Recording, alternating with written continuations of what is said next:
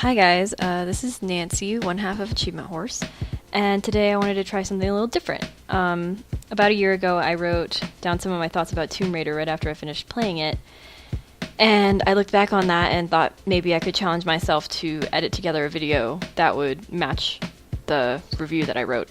So hopefully it will be at least a little bit enjoyable, and maybe I can do some of these in the future. But anyway, thanks for watching! So when I first heard about the Tomb Raider reboot, I was 17 and working at GameStop. They released the new image of her promising she would actually be a character and not just an anatomic impossibility. The new Lara was on the cover of the December 2010 Game Informer, and I remember looking at her and feeling really excited. I couldn't wait to play this game, especially when female action heroes are so rare. I recall the most appalling complaint about the new Lara being, "I don't want to play Tomb Raider if she has small boobs. Why do you think anyone played Tomb Raider in the first place?" A generation of boys who popped their first boner in 1996 to Lara's heaving chest was having a hissy fit. But I didn't care. What was to them the destruction of sex appeal was to me the chance to see a woman in the same role that countless men had filled in video games.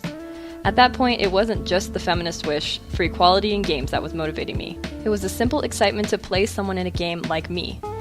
Over the years until release, my excitement was dulled time and time again by tons of negative press. There was a huge ongoing controversy over a scene where a man attempts to rape Lara, and executive producer Ron Rosenberg said, "When people play Lara, they don't really project themselves into the character. They're more like, I want to protect her." At another point, he says, "The ability to see her as a human is even more enticing to me than the more sexualized version of yesteryear," implying that the end goal of Lara's design is still to be sexy to straight male gamers. After reading scathing responses and horrible stories about trolls on the internet, I began to feel worried. Not all of the dialogue sparked was directly because of Tomb Raider itself, but by a blockbuster game having a female protagonist. That's it. Was it possible to have a sexy, strong protagonist? And was that really the question reporters should be asking? What was the most important thing about Lara when you boil her down? With all this rolling around in my mind, I was almost ready to step around this game entirely, feeling like I was negatively biased against it and probably wouldn't like it regardless of the high reviews. I just know myself, and I know that I hold media to pretty high standards when it comes to sexism. But during spring break, I had some free time, so I rented the copy and blew through it in 5 days. My resulting feelings were mixed.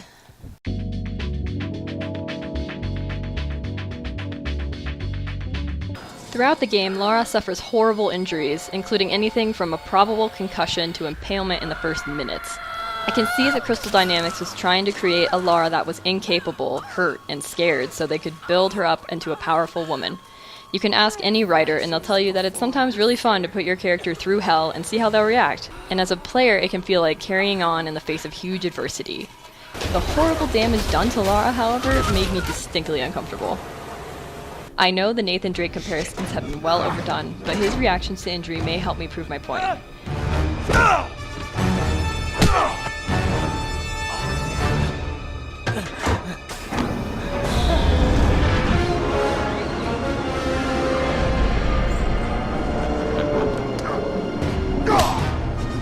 When Nathan Drake takes a big fall or gets hurt, he will grunt or hiss in pain. But he also mutters things like, "oh crap," and makes pain noises that are almost comical. This keeps the tone of the game light, as if Nathan's saying, "yeah, that really hurt, but this is a game, so it's fine." I know Crystal Dynamics was trying to do away with the strong Lara of previous games, but as a result, the tone became much darker. Without sarcastic jokes and witty one-liners, what am I watching? A 15-minute sequence of a woman getting battered as she shrieks in pain, without a single moment to lighten the mood? By no means misunderstand me when I say I didn't enjoy these cutscenes because of the oppressive mood. I know that games can utilize a dark mood to improve immersion and interaction. Seeing horrible things in games draws on our empathy and invests us in the story. It makes us feel bad for Lara. However, some of the darkest games I can think of, Spec Ops: The Line and Silent Hill, still have little moments of comedic relief to give the player a more rounded experience. Tomb Raider is so focused on achieving the cornered animal Lara Croft that it moves out of the range of adventure game and towards the realm of torture porn. It just isn't my idea of entertainment, and during some scenes I remember distinctly thinking, well, I'm having fun, but Lara sure isn't. In this way, the attempt to break Lara down is not only creepy, but also diametrically opposed to how the gameplay felt.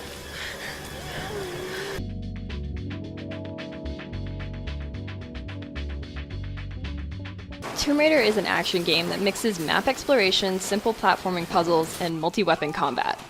You gain skill points for finding collectibles and killing humans and animals in creative ways, which you can spend on upgrades to Lara's combat and scavenging skills. You can also collect salvage to upgrade weapons. This RPG system seemed a little out of place at first, but it's actually one of the only gameplay mechanics that matches the narrative. After all, the story is about Lara growing stronger as a person, so what better way to mirror that than with an experience-based upgrade system in which you literally grow stronger. Upgrading weapons was satisfying as the improvements were visible enough during combat to feel like progress. The game is a little weighed down by heavily scripted action sequences in which you only have cursory control over Lara, such as in the opening sequence. These parts of the game often boil down to moving the analog stick left or right, mashing X or pressing Y at exactly the right time, with insta-death as punishment for failure. The best thing about these sequences is that there aren't very many of them, and the game really comes into its own when it gives up and lets you control Lara completely. I never felt myself growing tired of the platforming or combat, and I think that the two were well balanced throughout the game. You're given just enough weapons to keep things interesting without getting bogged down, and using the climbing tool as a close-range takedown was really fun. Enemies throw Molotovs often, which can be annoying at first until you learn how to just give up your cover and move somewhere else. Usually the game puts two cover areas close to each other so you can switch back and forth as Molotovs come your way. This is a smart way to keep you paying attention and not falling into the boring routine of shoot, hide, shoot. You basically fight the same run-of-the-mill video game bad guys for the majority of the game, but they react differently to Lara as the game progresses. If you come upon enemies having a chat later in the game, they will probably be expressing fear and awe about Lara, which made me feel a little proud. Lara also has an auto cover system in which she crouches when there are enemies around and hugs a wall if you approach it. This is very well designed because she doesn't seem to stick to the walls too much and is very easy to maneuver. And when she stands up, you know the battle's over without having to sneak around to make sure.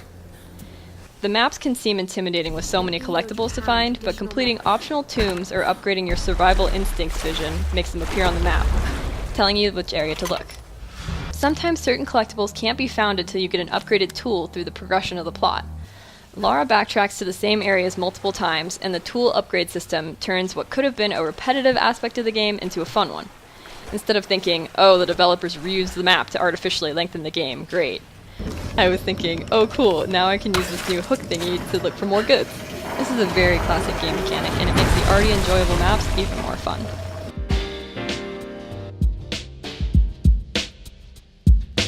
The problem with this game is that the cutscenes and gameplay do not work together to form a cohesive piece. When Lara drops 200 feet to the ground and sits there crying and gasping in pain, then just gets up and climbs a mountain with nothing but sheer willpower, it's silly. When the game keeps hurting her in more and more violent ways, it means that any injury lacks meaning. When I'm trying to have fun, but Lara just got her foot stuck in a fucking bear trap, it distances me from her. After Lara's second huge injury about mid-game, she steps into her role as the hero and the game finally reaches its highest points. When Lara screams at her enemies that she's gonna kill them all, I felt a thrill of admiration and power. That's right! Run, you bastard! I'm coming for you all! I wasn't happy because Lara had grown as a person. The only difference between the gameplay then and the gameplay in the beginning was how much we had to stop the action to wait for Lara to dry heave for a while. I was happy because my feelings and her feelings were finally in agreement. But you know, I do agree with Crystal Dynamics in one way. Games that begin with heroes mercilessly killing hundreds of people lack believability. I see the necessity for a slower introduction to murder. However, Tomb Raider's solution to this problem was to have Lara mercilessly kill hundreds of people, but cry over the first one. The character development cutscenes were boring, predictable, and full of forced emotion. You're alive! And despite all the effort to give Lara personality, I finished the game not really knowing her at all. I can't really understand it. I can list her traits just fine, but the view of Lara always seems to be displaced. Flashbacks to before the island via camcorder show Lara as stubborn, naive, and dedicated to archaeology, as seen from her best friend's point of view. In the game, she has a strong moral compass and an endless curiosity for the relics you see in the world. She even has little diary entries that she speaks aloud whenever you reach certain campsites, even if they are just, I can't believe plot event happened, I have to plot objective. Somehow, despite all this effort, I still felt like Lara was some stranger I was controlling. I think this is in part because of what Ron Rosenberg said at E3, that the player wanted to protect Lara, not project upon her. If this was actually the goal of Crystal Dynamics, possibly to make the game more accessible to male gamers, then they shot themselves in the foot. By operating under the assumption that men cannot relate to women, they made an unrelatable female character. And by causing Lara endless injury, it made it impossible to feel any emotional investment in her pain. Why would I want to protect her? It seems pretty hopeless considering she's already broken every bone in her body. The mentor character Conrad Roth tells Lara early in the game that the things you do define you as a person, not the things done to you. Ironic, considering Lara is so reactionary in this game, it could be called Bad Things Happen to Lara Croft. Lara's lack of control over anything that happens shifts the story's focus from Lara Croft to Lara Croft's misfortune, and it is a much weaker narrative as a result. The game's crowning moments are when it forgets to be angsty and just allows you to enjoy a simple revenge plotline with satisfying combat and fun platforming.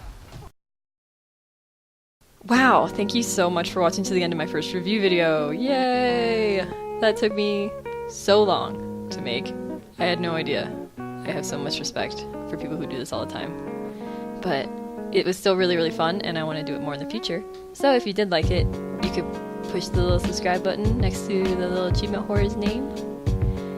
And if you wanted to see videos of me playing video games with my sister or my best friend, there's some samples up on your screen right now. Just if you wanted to, you know, peruse what we've done. Thank you again for watching. I really appreciate you. You're the best.